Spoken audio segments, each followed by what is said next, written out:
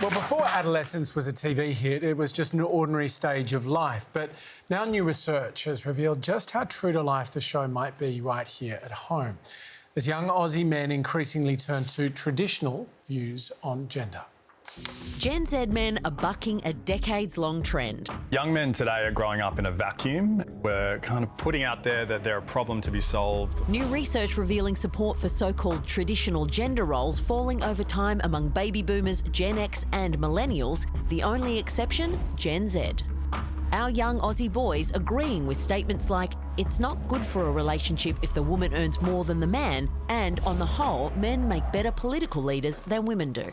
So I wasn't surprised. These young men aren't necessarily becoming more conservative, but they're becoming more confused. The research also revealing 15 to 24-year-olds are now more conservative on gender roles than every age group apart from over 65s. There's a group of men trying to sort of navigate a very confusing world where they're, in a tug of war between traditional masculinity and your expectations of being emotionally self-aware and sensitive. Young men searching for a place to belong, left looking in all the wrong places, lured in by online influencers like self-proclaimed misogynist Andrew Tate and the manosphere. The manosphere is really like the wild west of the internet that starts off with influencers who turn into these kind of false idols. So what's behind the attitude shift? The institutions that young men used to learn their values or their character education are largely not being attended to en masse. But while young men are going one way, young women are going the other.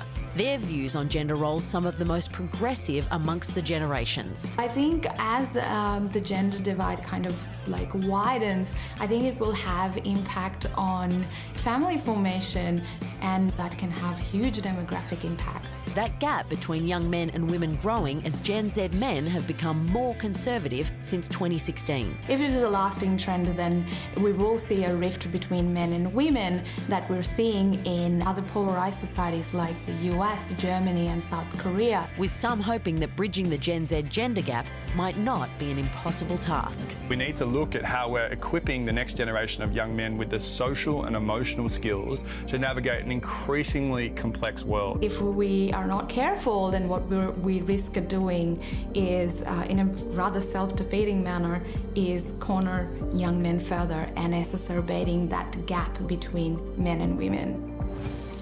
So, not long ago, the former England football manager, Gareth Southgate, gave the Dimbleby lecture in the UK, and he articulated these issues in a really interesting way, which I think sort of points us towards possible solutions here.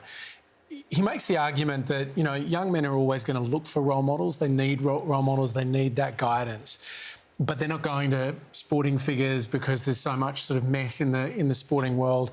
They're ending up online. They feel isolated. And they do hear messages from the likes of Andrew Tate about self-pride, self-worth, about putting down the device, getting strong, making a man of yourself. And there's something that's inherently appealing for young men in that.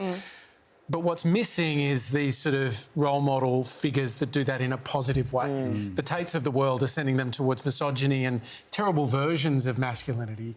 The gap seems to be, and this isn't just because those people are missing in society, but algorithms are promoting certain types of men and certain versions of that role modelling. Yeah, even if people are sharing it because they're saying this is disgusting, this is horrible, that still fuels the algorithm, which then gets that surface more. And that just genuine I'm a good man message gets lost. And I think if you have seen adolescence, I know it's massive at the moment, but I think it kind of articulates very well the gap between, parents and kids, and how often you don't know what your kids and young boys are looking at on the internet. And they can't get away from it. Scary for parents. Totally.